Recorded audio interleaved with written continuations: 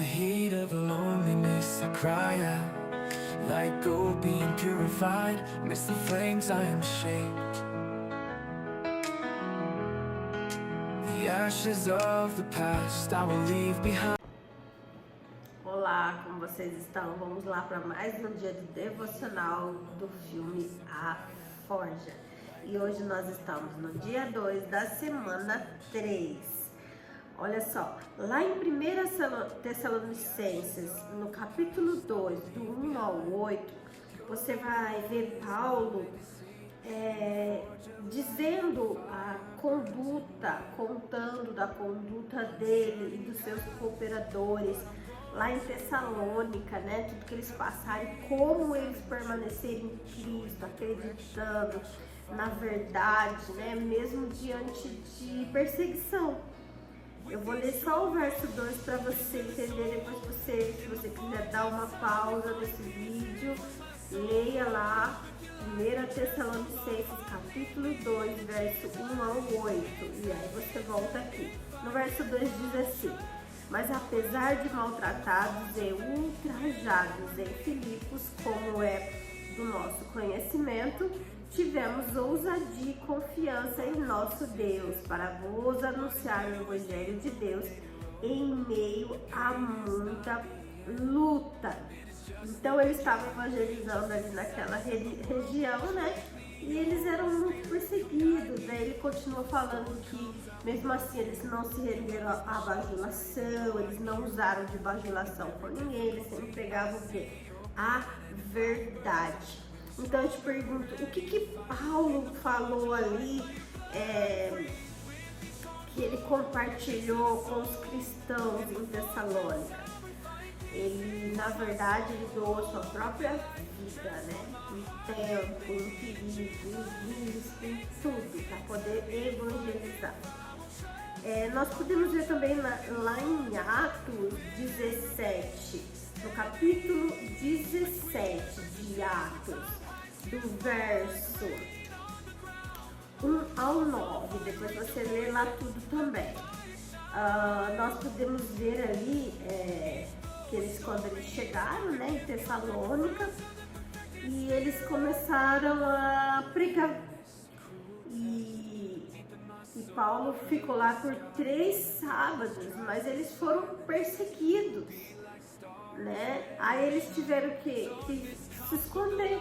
Aí Jason, né? Ele escondeu eles. E daí os inimigos que eles estavam perseguindo eles, Paulo e seus cooperadores não achavam eles, né? Então eles pegaram esse Jason e começaram a persuadir eles, mas ele não contou onde eles estavam e eles soltaram ele. Mas olha o nível da perseguição que eles passavam, né? Então qual o risco, né, que Paulo assumiu ali para compartilhar o Evangelho em Tessalônica? O risco da sua própria vida.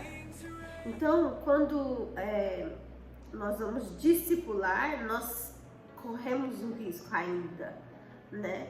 Nós temos que correr esse risco. Hoje nós escolhemos correr o risco de perder a nossa própria vida, mas não de uma forma literal, né? De uma forma simbólica, né? Deixar a nossa vida para discipular, para corrigir, né? O Sr. Moore, ele arriscou, né, com Isaías. Ele deu um emprego para Isaías, se você lembra do filme, né? Ele compartilhou partes da sua vida, do seu testemunho. Ele dedicou o tempo das suas manhãs para receber, para conversar, para discipular, né? E ele também gastou tempo em oração. Então isso tudo faz parte do que? Da vida do Sr. Moore, né? E ele compartilhou isso com Isaías. Não apenas houve um custo de Isaías como discípulo, mas também um custo do Sr. Moore como formador de discípulo, como um discipulador. Então há custo dos dois lados, né?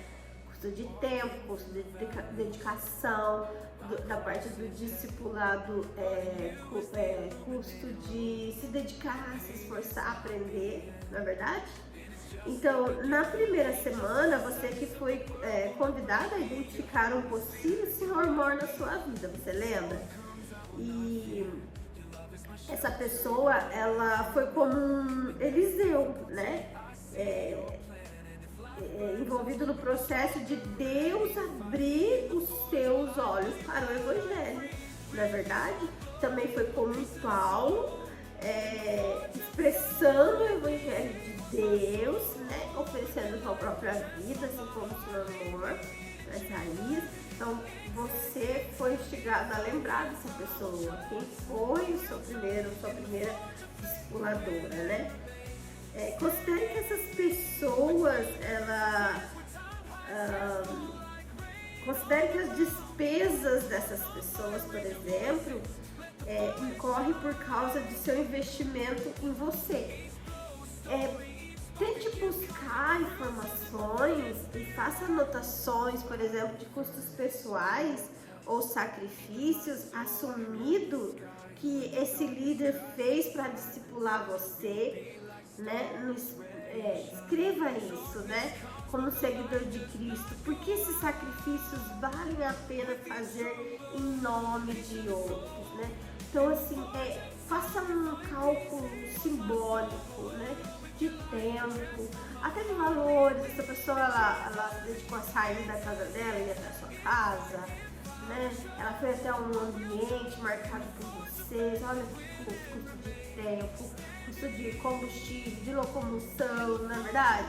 Então, quantas vezes ela fez isso? Mas apenas para você entender que tem um valor isso, né? Essa pessoa realmente se dedicou a estar ali com você e você realmente se dedicou, está se dedicando aos seus discípulos, né? Porque tudo que nós fazemos, né? Então a pergunta era, por que vale a pena esse sacrifício? Eu respondo por mim, porque tudo que nós possamos fazer por alguém, tudo, pro resto da nossa vida, não se compara ao que Cristo fez por nós. É o meu entendimento. E você, por que você acha que vale a pena esse sacrifício? Pare para pensar um pouco. Para onde você sente que está sendo guiado para investir em alguém? Como formador de discípulos. Não por dever ou culpa, mas por amor. Por amor do que Cristo fez na sua vida. Alguma pessoa vem à sua mente? Como você pode aproveitar a oportunidade e fazer um investimento? Eu estou fazendo um investimento aqui na sua vida. De tempo, de dedicação de estudo, para que você possa aprender um pouco mais com essa história. É bom aprender com as histórias, a Bíblia está cheia de histórias. Nós podemos aprender com um erro do outro, isso é uma sabedoria muito grande, né? E lá em 1 Coríntios, no capítulo 11, no verso 1, né, Paulo diz, sede meus imitadores, como também eu sou de Cristo. Nós temos que chegar a esse nível, né? De dizer para as pessoas, olhe para mim, como eu fiz depois que eu conheci Jesus, como eu tenho feito. Lá em Gálatas, no capítulo 4, no verso 19, né, ele diz, meus filhos, por quem de novo sofro as dores de parto, até ser Cristo formado em vós. Aqui Paulo está falando aos Gálatas, eles já tinham sido evangelizados, já são conhecedores da palavra de Deus. Então ele estava evangelizando de novo, por isso que ele fala, né? Por quem de novo sofre as dores de parto, né? A mãe, quando sofre de dor de parto, é uma mistura, né? De amor, de alegria, de contentamento e de dor. Então Paulo faz essa comparação, né? De discipulador. Achei muito interessante isso. O que te impede de investir nos outros dessa maneira? O que está te impedindo? É preciso tirar esse impedimento. É uma desculpa, um pretexto? O que é? Você está procrastinando isso? Deus já falou com você para discipular alguma pessoa, você está procrastinando, está colocando outras coisas como prioridade. O que tem te impedido? Olha só o que diz Francis Chan. Francis Chan foi um pregador, né, ator, escritor, e ele era ele abria igrejas lá na Califórnia. Olha a frase que ele diz: se você esperar até resolver todos os seus próprios problemas antes de ajudar os outros, isso nunca vai acontecer. Este é um erro em que milhões caíram, sem perceber que nossa própria santificação acontece enquanto ministramos os outros. Interessante, né, essa frase dele. Então quer dizer, nós não vamos consertar todos os nossos problemas, nossos erros, para daí começar a discipular. Discipular faz parte do nosso crescimento. Fazer discípulos faz parte da sua própria jornada de discipulado. Então, enquanto você está sendo discipulado, discipula alguém. Entende? Eu estou discipulando vocês com esse estudo. Vocês podem passar esse estudo para outra pessoa, discipular outra pessoa, assim como eu estou sendo discipulada por discipuladores. Então, assim nós vamos caminhando. Paulo, ele não era perfeito, e ele dizia isso, que ele não era perfeito, e ele ensinava sobre Cristo para todos que Deus enviava a ele, né? E eu quero te instigar agora a fazer uma lista de possíveis pessoas que você quer discipular. Quando você fala uma lista, já vem na sua mente uma lista enorme, né? Que bom, glória a Deus por isso. Mas às vezes quando vem essa ideia, idealização de uma lista enorme, você trava e não pensa em ninguém. Se você tiver uma pessoa nessa lista, é válido. Se você tiver 2, 3 pessoas nessa lista, é válido. Deus, ele é perfeito. Eu estava estudando para ministrar esse dia 2 e eu vi um vídeo de um pregador contando a história de um homem que estava chamando para uma vigília, né, que ia acontecer, e ele estava jejuando há 21 dias, né, ele orava da meia-noite à 1 e ele entrava em jejum e entregava no outro dia às 6 horas, e ele ficou 21 dias assim. E aí esse pregador disse que perguntou para ele, né, nossa, onde vai ser, quantas pessoas vão estar? Aí ele contou, vai ser muito bom, ele estava entusiasmado e ele contou as pessoas que estariam ali. E ao todo foram 7 pessoas. E o pregador, muito constrangido, disse, você está jejuando há 21 dias por 7 pessoas. Entende? Então, se for por uma pessoa, vale a pena. Né? Eu sempre costumo dizer, já pensou se a mãe de grandes pregadores da palavra, grandes evangelistas, grandes pastores, pensasse assim, mas eu vou só discipular meu filho? Eu vou só pregar para o meu filho? Eu vou só conduzir o meu filho ao caminho do Senhor?